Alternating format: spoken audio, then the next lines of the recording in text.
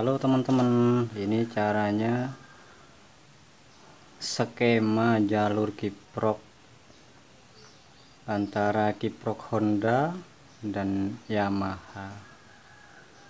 Ini kita perhatikan, yang tipe Honda ini sudah saya kasih tanda H di sini, berarti ini Honda. Pertama kita lihat skema di sini, ini merah. Merah ini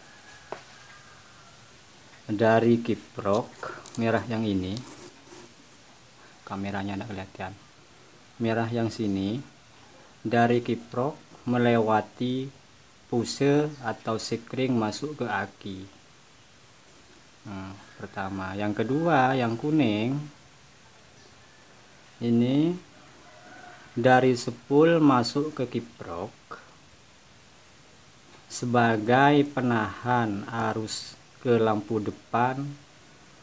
Karena kalau kabel yang kuning ini yang masuk kiprok, kiproknya sudah rusak, istilahnya sudah lemah, arus yang masuk dari sepul yang menuju lampu depan tidak dikontrol oleh kiprok. Kalau kiproknya sudah rusak, biasanya lampu depan cepat putus. Kalau stasioner biasanya masih aman-aman saja, tapi begitu kita gas, motornya kita gas, biasanya lampu depan, lampu utama langsung putus. Itu biasanya kalau enggak yang kuning ini kabelnya putus di jalan, bisa dipastikan kiproknya yang rusak. Oke, sudah bisa dimengerti yang kabel kuning. Yang hijau, yang nomor 3, ground body. Ground body ini terserah mau dipasang ke bodi sebelah mana, baut apa itu terserah. Yang penting ini bisa nempel ke bodi untuk masa kiprok.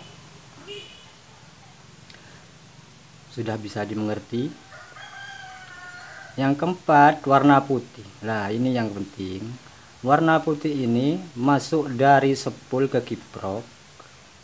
Itu merupakan arus AC. Terus keluar ke kabel merah melalui regulator. Lewat regulator, yang kabel putih masuk kiprok ini keluarnya arus AC, arus DC maksudnya. Arus DC. Ini yang merah ini masuk melalui puse atau sekring masuk ke aki. Itu Mas Bro. Bisa dimengerti? Oke, saya ulangi. Yang kabel merah ini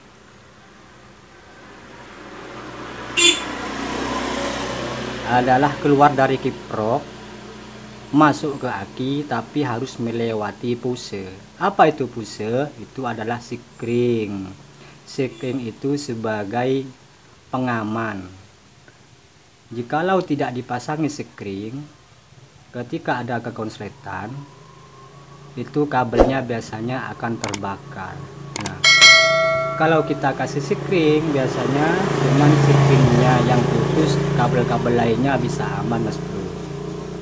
Terus yang kuning ini sebagai penahan, menghambat arus yang terlalu besar yang keluar dari sepul ketika kita geber-geber motor.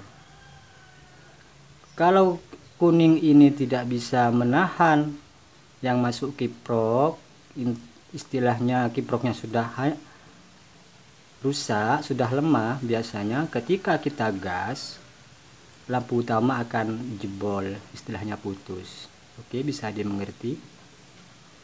Nah, terus yang hijau ini ground body, terserah mau ditempelkan kemana saja, terserah, yang penting ke body. Terus yang putih dari sepul keluar ke kiprok, dari sepul masuk kiprok, ini berupa arus AC. Keluar ke kabel merah melewati di dalam kiprok ini dirubah menjadi arus DC keluar ke merah. Kemanakah jalur kabel merah ini? Kabel merah ini masuk ke aki tapi harus melewati puse, istilahnya spring. Sudah mengerti? Mudah-mudahan bisa dipahami dan dimengerti. Kalau belum bisa mengerti bisa diulang-ulang videonya nanti. Oke, untuk yang Honda ini sudah. Lanjut ke Yamaha.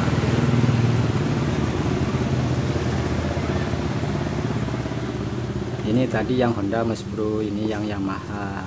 Terus yang Yamaha ini sudah saya skemakan. Hitam ini ground body kalau di Yamaha Mas Bro. Ground body. Ground body ini nempel ke body. Terserah mau ditempel kemana saja, yang penting ke body. Nah, yang kedua ini putih. Dari spool masuk kiprok keluar ke merah. Nah, ini masuk ke merah sini, keluar ke merah sini. Yang putih ini pengisian dari spool masuk kiprok, terus keluar ke aki. Yang menghubungkan antara merah sama putih sama hitam sama merah, yang menghubungkan putih sama merah adalah regulator kiprok, bisa dibilang kiprok, bisa dibilang regulator. Ini kan tadi arusnya berupa AC, keluarnya jadi DC, diolah oleh kiprok yang tadi. Sudah bisa dimengerti. Terus yang kuning sama seperti Honda yang tadi, sebagai penahan arus yang berlebih dari spool untuk lampu depan, sebagai penahan atau juga sebagai penghambat arus berlebih, karena lampu depan biasanya 12 volt. Kalau spool yang kuning ini mengirim lebih dari 12 volt, biasanya dop depannya itu, lampu depannya akan putus apabila kiproknya sudah tidak berfungsi normal. Nah, kalau sudah berfungsi normal, arus yang menuju ke lampu utama yang 15 volt misalkan, itu bisa keluar 12 volt dan akhirnya lampu depannya itu aman, tidak akan putus. Gitu Mas Bro, sudah bisa dipahami? Semoga paham lah ya. Kalau nggak paham, anginnya banter Mas Bro. Kalau tidak paham bisa diulang-ulang lagi. Nah, sekarang lanjut ke perbedaannya. Lah ini Mas Bro, bisa dilihat. Ya, tak terangkan dulu kameranya. Bentar Mas Bro. Nah, ini perbedaannya cukup simpel Mas Bro. Ini kan yang merah, yang Yamaha. Ini kita kasih lihat di sini dulu ya. Honda Yamaha. Yang sebelah kanan Yamaha, yang sebelah kiri Honda. Lah ini sengaja saya buat untuk ngasih tahu teman-teman yang masih memula. Saya juga bukan terlalu pintar juga, sama-sama belajar. Yang merah ini letaknya ada di sebelah sini Mas Bro, di sebelah kanan yang Yamaha. Kalau yang Honda ada di kiri atas, Yamaha di kiri bawah. Ini juga sama, cuman bedanya kalau di Honda masanya itu warna hijau Mas Bro, warna hijau. Kalau di Yamaha masanya itu groundnya itu warnanya hitam. Ini juga sama, yang kuning di Yamaha sebagai penahan dari spool untuk masuk ke lampu depan. Ini juga sama, cuman penempatan soketnya aja yang beda. Jadi kalau teman-teman mau ganti kiprok, harus dipastikan itu kiprok yang mau dipasang tipe motor apa. Yamaha juga bisa dipasang ke Honda, asal kita bisa tahu jalur soketnya ini.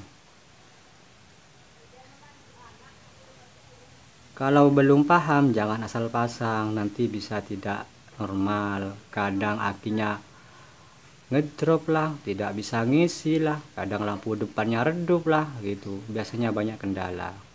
Jadi intinya kenali dulu kiprok apa yang harus, maksudnya kenali dulu kiprok apa yang akan dipasang.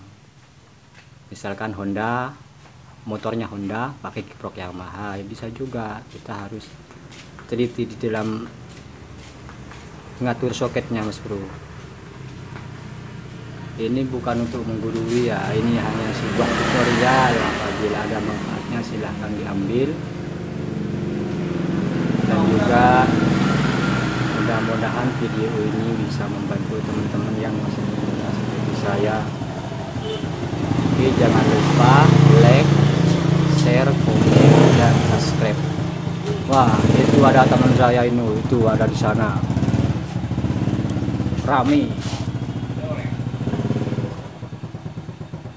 Oke, skemanya seperti ini Mas Bro, bisa dilihat di kamera. Ini yang Honda, ini yang Yamaha. Oke, terima kasih, semoga videonya bisa bermanfaat. Ini tak kasih lihat skemanya, silahkan di kurang apa ya, nih bisa dibaca. Nah, bisa dibaca, agak goyang-goyang ini soalnya dipegang sama tangan. Silahkan dicoba di rumah. Nih. Oke, terima kasih.